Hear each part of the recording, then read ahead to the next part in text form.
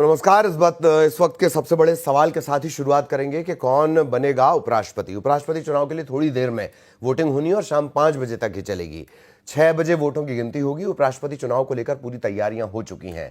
NDA की तरफ से सीपी राधाकृष्णन उम्मीदवार बनाए गए हैं, जबकि विपक्ष ने जस्टिस बी सुदर्शन रेड्डी को मैदान में उतारा है। बीजेडी और बीआरएस ने इस चुनाव में वोट नहीं डालने का ऐलान किया। इन दोनों दलों के वोट नहीं डालने से मुकाबला दिलचस्प हो गया। आंकड़ों के लिहाज से अगर बात करें तो इस समय एनडीए का जो पलड़ा है वो भारी है।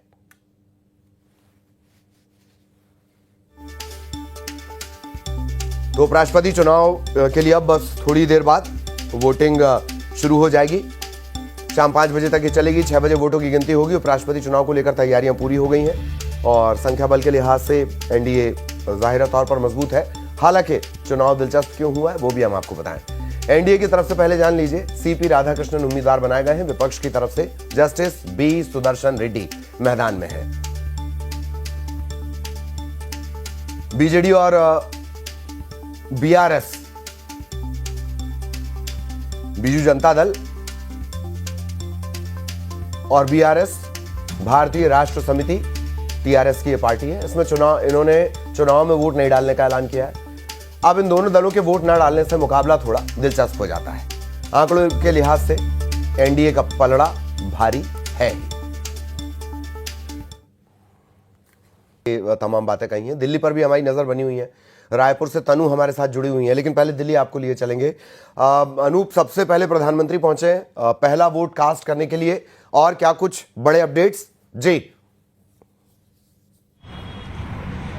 देखिए, आपको बता दूं कि प्रधानमंत्री नरेंद्र मोदी, जो आप तस्वीरों में भी दिखा रहे हैं, प्रधानमंत्री नरेंद्र मोदी वोट डालेंगे। और कहीं ना कहीं बीजेपी और एनडीए की कोशिश है कि ज़्यादा से ज़्यादा जो है वो मतदान हो, क्योंकि जिस बात का जिक्र आप भी कर रहे हैं, देखिए बीआरएस और बीजू जनता दल जो आमतौर पर इस तरह के वोटिंग में वो लगातार जो है एनडीए कैंडिडेट का समर्थन करते रहे, इस बार अब्सटेन होने वाले हैं। ये भी देखने वाली बात होगी कि जो कुल संख्या है सांसदों की, और उसमें से कितने लोग जो है अब्सटेन करते हैं। कहीं ना कहीं ये भी जो जीत हार का जो अंतर है वो बांट सकता है, वो बता सकता है कि कितना जो है एनडीए के समर्थन में वोट डाला है और कितना जो है वो इंडिया ब्लॉक के समर्थन पे वोट डाला गया है।